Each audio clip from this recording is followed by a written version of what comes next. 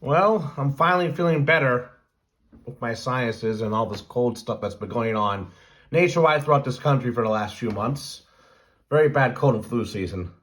Hope everybody had a good holiday and Merry Christmas to all. Very good Southern Christmas down here. Um, it's going pretty good down here. I'm pretty happy down here.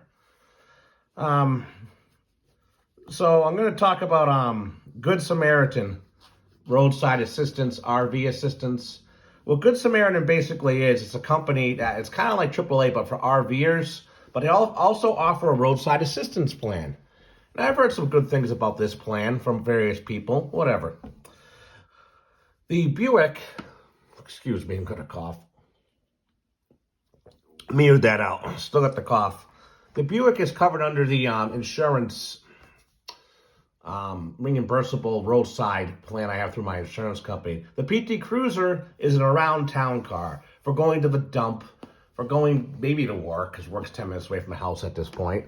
Going to the hardware store. I can't afford a truck. You see how much trucks are even used. So I have this. Well, anyhow, the PT Cruiser making this noise. Originally, I thought it was the belt tensioner that failed putting it in. I put the belt tensioner in about a year ago, got a cheap one, I thought that was failing. The initial belt tensioner noise went away when I put in a new belt tensioner. Whatever. Well, a few months later, I get a new noise. And long story short, it's the water pump. And the PT Cruiser water pump's a nightmare to do. The PT Cruiser still drives, but it will overheat because it has no water pump to circulate the coolant into the engine.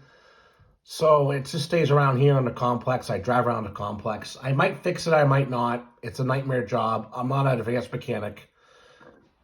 So I might just keep it around here just for driving around the property like a farm car. And I might I might just end up turning the plates in and just putting it for farm use only. Whatever that means down here. They'll never leave the road. They'll never leave the property. It's not worth fixing. Anyhow, I had the Platinum plan. So I went to urgent care because I had the cough. I felt like garbage. And for me to go to urgent care is a big deal. So the PT Cruiser is still making this noise, and I neglected it. It's not. I don't take care of the PT Cruiser as well as the Buick. So I go to urgent care. Overheat light comes on right when I pull in the parking lot. Car overheated. Water pump failure more than likely.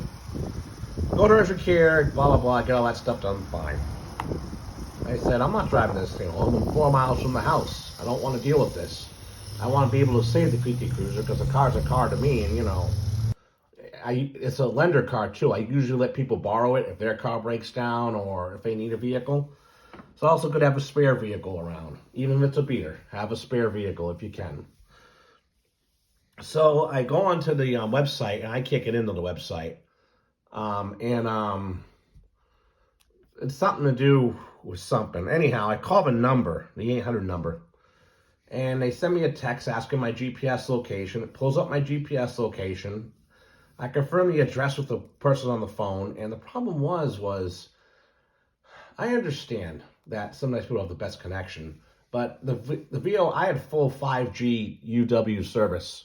It was not my connection. The person kept dropping out on their connection. It was almost like I was talking on an analog radio and people were fading out, analog FM. It was awful connection. So I gave her my information. She puts me on hold for 20 minutes. She says the driver will be in touch with me. Whatever. It's getting dark. This whole process is on. I've been waiting for almost an hour.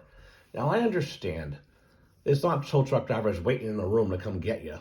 And some of these roadside programs pay the truck driver very little, so they make more money off of, maybe doing police tows or doing tows from the auction to the dealership or dealership to auction, or maybe personal tows, dealership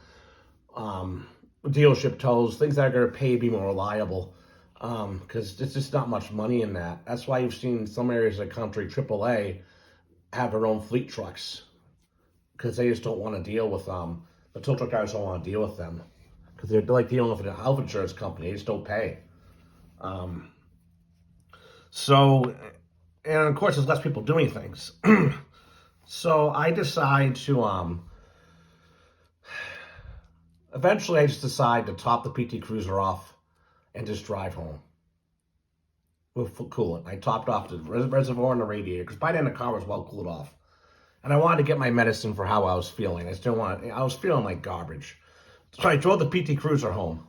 And then I forgot about it. I went and got the Buick. I went out and went to Walmart, got some OTC stuff, whatever. I'm fine. My prescription, I'm fine now. Anyhow, I'm sleeping in the recliner because I keep coughing, and I get a phone call around 10 o'clock at night. I thought it was the driver finally getting to me. I forgot about the whole thing. I really did. It was somebody from customer care calling to see if I was all set.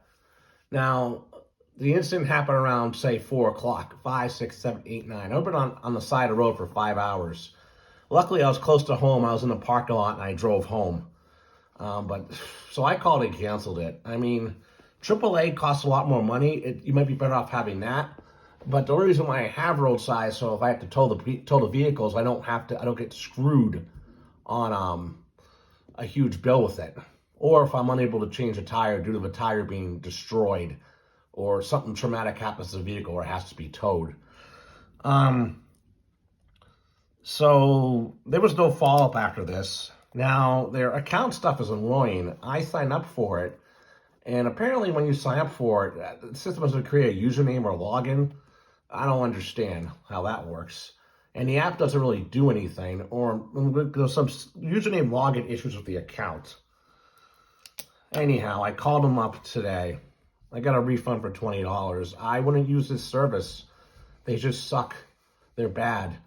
I would go back to using AAA. At least there's some reliability in it. But keep in mind, if any roadside assistance service you use, there's going to be 3 circumstances where it's not going to be easy. 1, lack of available drivers or contractors to come get you. 2, during a holiday or major incident like a snowstorm, you're going to be stuck on the side of the road. And 3,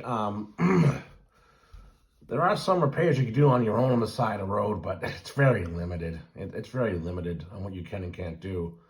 So the PT Cruiser was a beater car. So luckily I wasn't stuck on the side of the road somewhere else. And this brings home, I didn't bring my jacket with me. I didn't bring a cell phone charger with me. None of that stuff was in the PT Cruiser. So I kind of was an idiot for not having that stuff. Whereas it's always in the Buick. So I always want to have, at least a type of go pack in your car, which I do have in the Buick. Usually it goes in every car with me, but I just wanted to go to urgent care and be done with it. I wasn't thinking. But at the minimum, a jacket, a cell phone charger, if you're local. Maybe a very basic Band-Aid bag, first aid kit.